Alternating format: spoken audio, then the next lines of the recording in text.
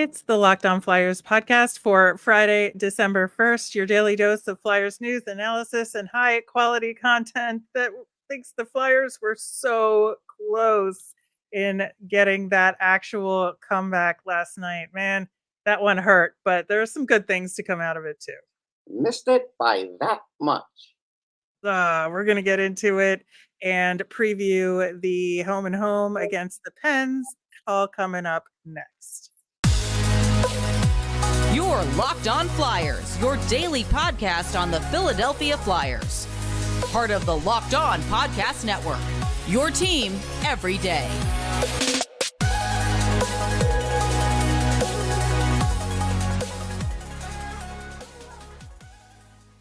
Hey there, and thanks for making Locked On Flyers your first listen every day. I am Rachel Donner. You can find me on the app formerly known as Twitter at @rmiriam. I'm here as always with Russ Cohen, who's on all your favorite social media apps at Sportsology. We are at Locked On Flyers on Threads, Instagram, Blue Sky, and Twitter as well. Today's episode is brought to you by FanDuel. Make every moment more. Right now, new customers get $150 in bonus bets with any winning $5 money line bet. That's $150 if your team wins. Visit fanduel.com/lockedon to get started. You can find us for free over on YouTube. We're on the SiriusXM app. Anywhere you listen to podcasts, subscribe to get our latest episode as soon as it's available here on the Locked On Podcast Network, your team every day. Mark Stahl was out, Egor Zamula was in, and I am sad, Russ. I am very sad. The Flyers did so much work to get back into it, and part of that was directly related to the power play, which has been such an issue for them. And they were getting shot after shot, like on target in this one. And just like Schmid was doing some magic stuff during the game. And also it was just so infuriating because I was like, oh, they're finally actually doing some good stuff on the power play. And lo, 'twas not to be. Yeah, I mean, it connected more. It had better movement. So, yeah, this was a game where it definitely clicked more.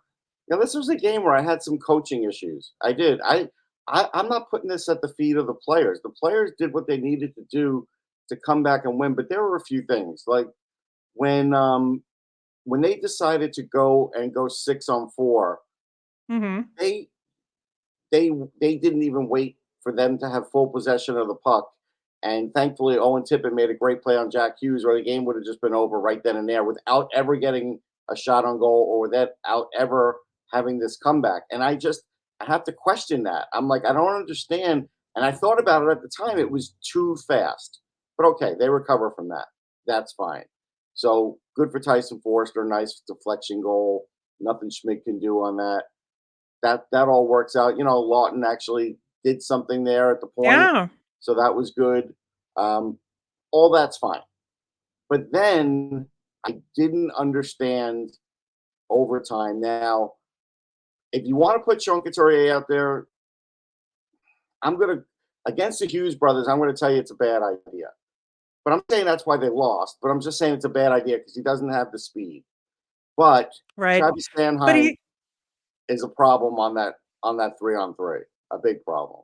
Yeah, and not in general, just what he did specifically. In this moment, yes. Yeah, specifically on that play, because I understand them putting Couturier in because they want to win the faceoff, because if you're up against the Hughes brothers, that's like your only chance in their heads is you got to win that faceoff and get puck possession and make something happen. So I can see exactly why they did what they did of putting Couturier in and then of going a little too far on the rush, especially Sanheim, to your point. Yeah, he went really deep, and that was a mistake because of the speed of the Hughes brothers going back the other way. And Couturier, like you said, no way could he keep up with that. And that's how they get caught and ultimately lose the game. So you're really making a huge gamble there in that setup, all predicated on your guy winning the faceoff. Right. So that's the part where I feel like it was partially on Sanheim, but also there was some coaching gaffes there too. I felt late, not early, because early, things happened. They came back and they got it within 3-2. It was just that luckily Tippett made a great play. I really got to give him credit, man. That with Jack Hughes having an open net, Yep. that is not an easy play to make. Yeah. Yeah, I do think the timeout worked. I Yes, think that was really smart, and I that think was it good. worked and, like, allowed them to really properly try and get set up. Now the 5-on-3 was not successful, No. but I really think that it allowed them to really just talk about the moment where it switches back to 5-on-4 and what they were gonna do next, and, they were really able to continue that comeback rally feeling and tie it up. Yeah, the 5-on-3. Um The problem with the 5-on-3, because I had watched it again, was just that everybody was skating. Nobody wanted to shoot. Like it was Yeah. just like a hot potato. Yeah, I think it was a little tentative for sure there. I do want to talk about a couple other things because after that comeback, you almost forget about the Garnet Hathaway misconduct that had happened like what seemed like hours and hours beforehand. But we do have to talk about it because I think that for in some ways all of that going down sparked the Devils and Yes. their strong play. So it did, I think, have an effect on the game. I don't think the Flyers necessarily missed having Garnet Hathaway around for the rest of No. the game, which was a good clue, I think, to maybe some To the sitting him future. at Yeah. yeah, like to sit him at some points, like might not be such a bad thing. But I think that it was very clear that that whistle was late. It was very clear that there was a couple other times the whistles were late, or there was at least one other icing that I thought the whistle was late on, and I just feel like it was a good. It maybe wasn't a good hit, but it was a legal clean hit, Okay. and like, I think that, Hughes it's on Hughes, the fact that he pulled up a little bit, assuming that the icing was Yeah. gonna happen, but I do think Garnet Hathaway has the experience to not lay into him Right. as much, Right. and knowing that he should have had the same thought that it's gonna be icing, Correct. and so I don't think that he should have gotten a 10-minute misconduct. I think it should have Okay. been a minor, but, like, I just I do think it was interesting not having Garnet Hathaway in for the rest of the game Yeah. as No, a I don't. result. I don't disagree. Or Joel Farabee for almost the whole game. I mean, clearly he Yeah. was benched Yeah, I'm very curious as to what that is about and, like, what because specifically that shortened Torts the is bench for seeing. the whole game. Yeah. Yeah, it did. And, I do think it was good that they had sort of reunited that 4th line to put the more skilled players together on those first 3 lines. Hmm. And, so when Hathaway's out of the game, it doesn't really affect that rotation at all. Right. So, I think that was a really good thing that, in hindsight, the lines were set up well for this sort of scenario. I do also want to talk about Cam York and Egor Zamula because Zamula did check back into this All right. So game. we have an update. So Jordan Hall said that Tortorella had mentioned in the post game that Farabee was benched because he didn't listen. Okay. I mean, again, there's times to do it and times not to do it. And maybe the best thing would have been bench him next game. You know what I mean? Like you hurt yourself for that game. You did by not having him. It's always that it's like I get it. He wants to make a point, but it shortened the bench for the whole game. Like, is it really? Yeah. What did he play? 53 seconds. It I'd was have to something. look it up, but it was something like It was that. something like that. And so I don't know. I don't know if I agree with the coach on that. And he's not going to say what he didn't listen about. So again, there's no way of knowing if Farabee really did something that was tremendously wrong in the sense of, you know, the team set up there. So I just, this is something else without transparency. We have no idea. Right. Right. Well, maybe we'll hear more about it, but I still want to talk about Cam York and Yes. Egor Zamula because putting Cam York back on the power play was a very good thing. I thought he Yes. had some really good chances, But made why some would we smart. ever think it's a bad thing? I get it. If you don't want to put him in prime shooting spot, I get it because his shot is not accurate. But he's still one of the better puck transporters, passers that you have. Yeah, and I thought he was a big part of why the power play looked a little better this time around Yeah. than it did when they took him out. So I was glad to see that. Zamula, I don't know that he did anything tremendous or bad. I think he did fine, but I definitely want to see him in for more games at this Yeah. point. Yeah. Morgan Frost gets on the scoreboard. I think that's important. Yeah, Again, we talked he had a about it, couple of bad penalties too, but I right? think overall, he did pretty well. Yeah, I think again, they're better with him than without him. I think that's obvious. Listen, these Metro games are tough. We've been saying it all along. It's not really a slight against the Flyers if they're losing some of these games because you can't go by the record. The Devils are better than what their record is. That's pretty obvious. And we talked about how they're probably getting their stuff together.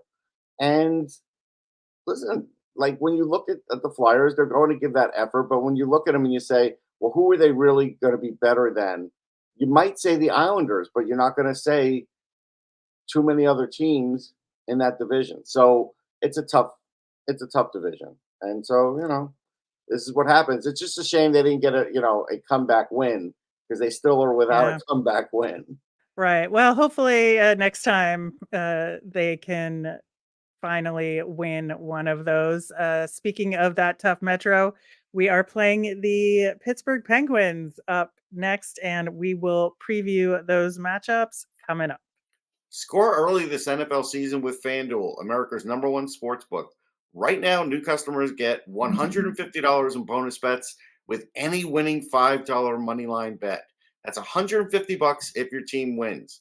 If you've been thinking about joining FanDuel, there's no better time to get in on the action.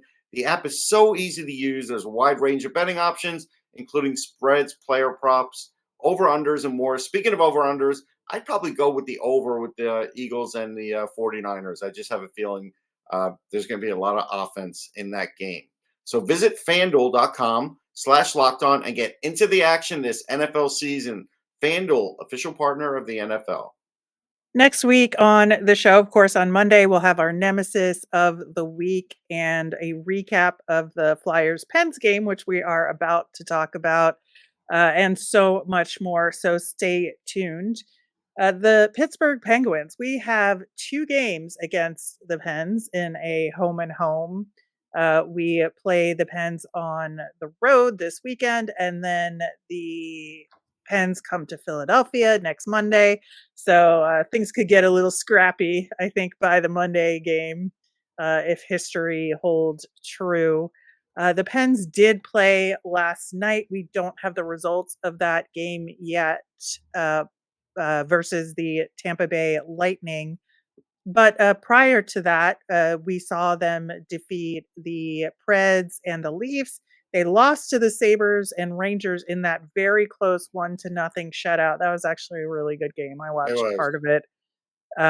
Prior to last night, the record was 10-10-1, 7th in the division. So I think this is just a team that is underwhelming and so far has underperformed, but with little glimmers that there is something good there.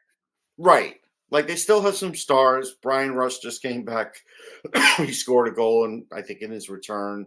So he'll be in there against Philly. He's always a guy you have to watch out for. Gensel too. Gensel usually gets hot against Philly. The thing is, they've been getting like really great goaltending from Tristan Jarry or not good at all. And so I think they need the consistency there. I think, Erik Karlsson and Chris Letang have figured out how to, work with each other. And I think that's fine. I think now they just have to sort of find their rhythm, like you said. And, you don't want to have it found out against the Flyers, but this is a dangerous series because, you are facing some guys that can do really, really well. And I know Flyers fans will fall back on, hey, we could bother Malkin and he'll probably get involved in that. Well, he might not. I mean, Trouba didn't, and maybe Malkin's not going to this go around either because he's, older and smarter. So I don't know if everything that worked in the past. Maybe push older and smarter, maybe pushing it a little bit, but Okay. older and just kind of over it could be maybe. more And so accurate. we'll see if that works again. It may not, but Sidney Crosby's going to score. Like he's just going to score. There's nothing you can do to stop it. So you want to limit his line. You want to try and pressure their defense and see what you can get out of their defense because they are a bit porous. And you have to see which Jarry you get. I would do a lot of video work on Jarry. That's me, and talk to the team about best ways to score on him because sometimes he'll just shut. I think he's got 3 shutouts on the year, so he can be that good too. So I think you have to really work on that. Yeah, I'm not sure who we'll see in net against the Pens for the first game. I'm guessing there's going to be a split between the two of them, Yeah. between these two games. Just looking at the pattern of who the Pens have played in net and what that has looked like over this season so far. So and Jari played last night versus Tampa, so it could be Nedeljkovic first and then Jari. Hmm. But they may want to put Jari in at home too. So I can see it, Right. I can see going both ways. both ways here. But my guess is that we'll see a split between the two of them um, in these two games. And to your point about Sidney Crosby, like not only does he have a pattern of playing well against the Flyers, but he's got 24 points in 21 games so far this season. So he's had pretty strong play overall, regardless. So Yeah, I would expect he doesn't suck. that is true. That is very true. Obviously the big change with the Pens this season, as far as the roster goes, they added Erik Karlsson, and we knew we were not going to see like a repeat of what he did last season. That was kind of off, but we thought we would see a good season from Erik Karlsson. So far, 18 points in 21 games. I would say that's not too shabby, and Yeah, real I good thought like for him. around 80 points. I did. Yeah. And he might exceed that. Yeah, so they do have some bright spots on their blue line, but overall, that's absolutely where their weakness has been this season. It is also really interesting looking at the matchup between these two teams because prior to last night, so many similarities in the stats. You look at their zone time stats, almost dead even. And if you look at the shooting percentage, goals, shots on goal, they're just a hair apart across the board.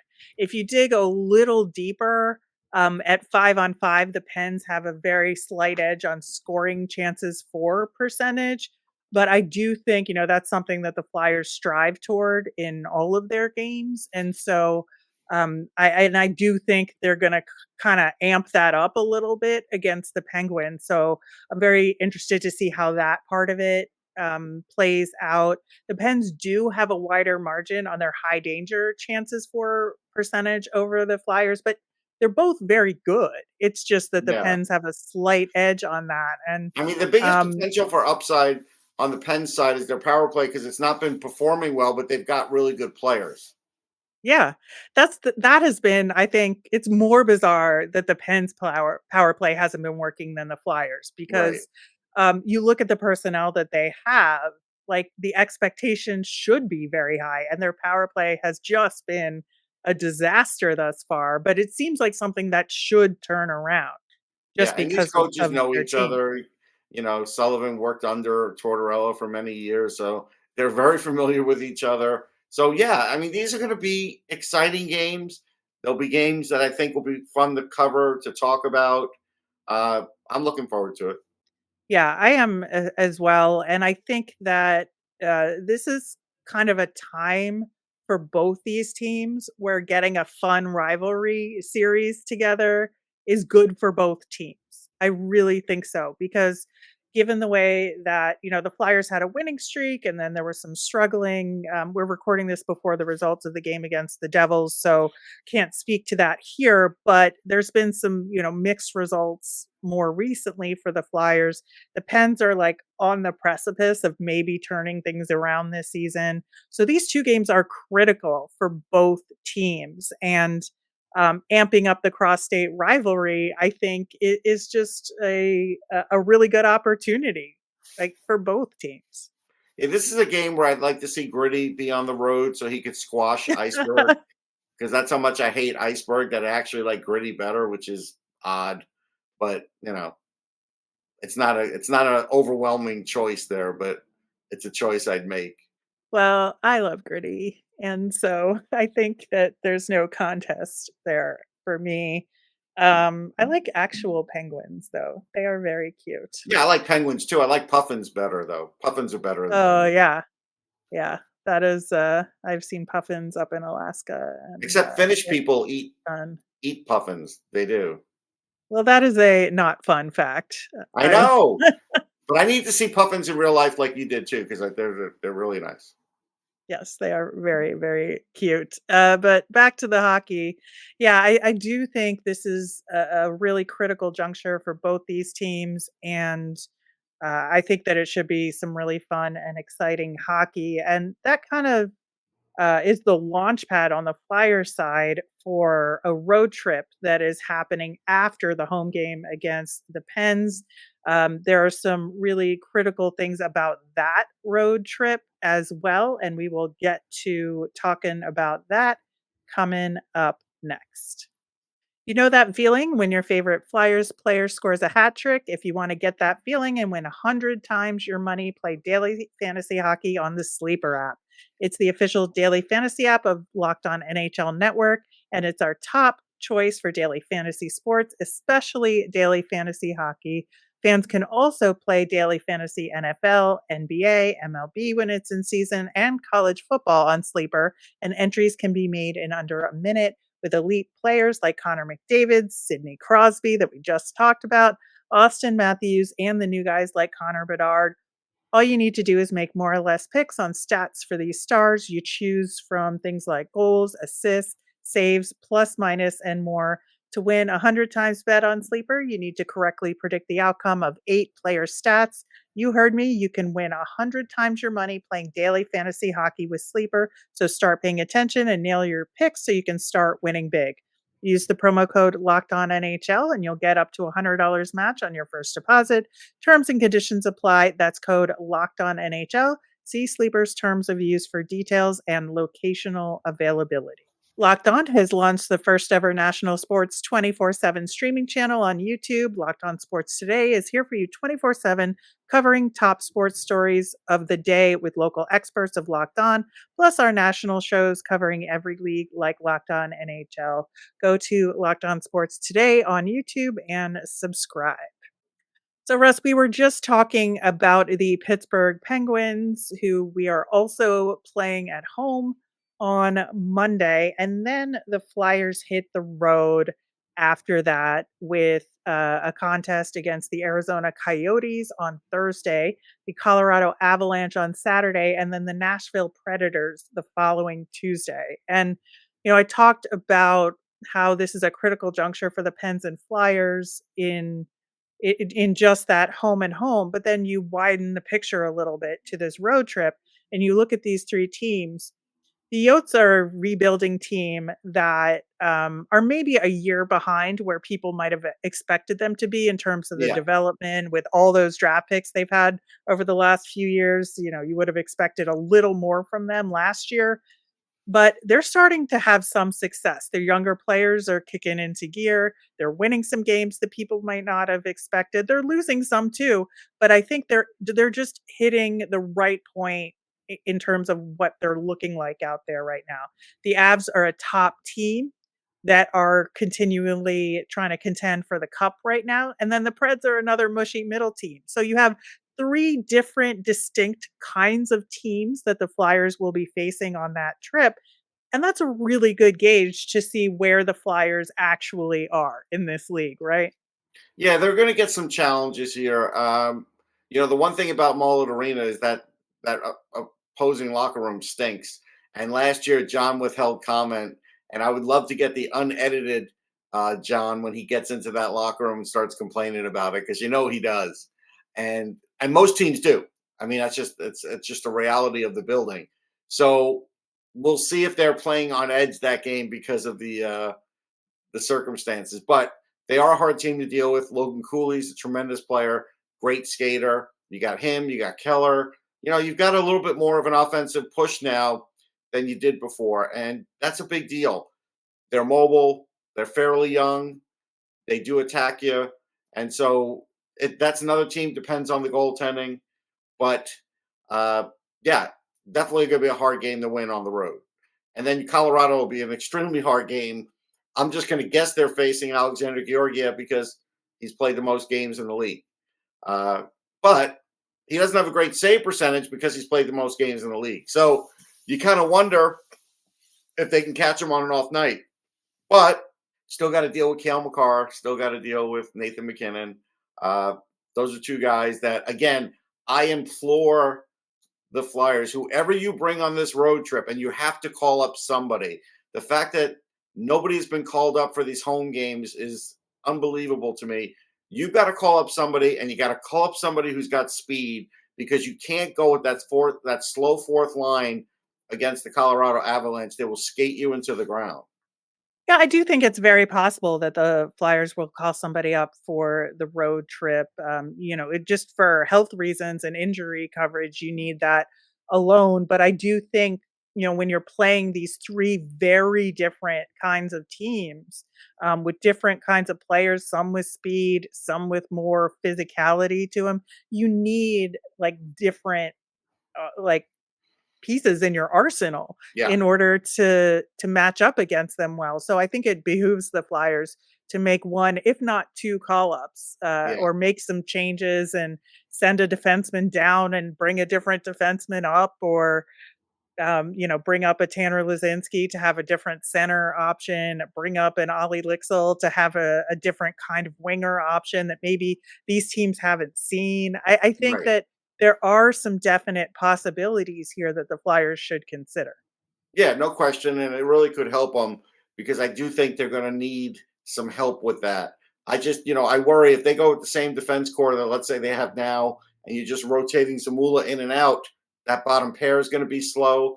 That fourth line, even with Paling, is going to be slow.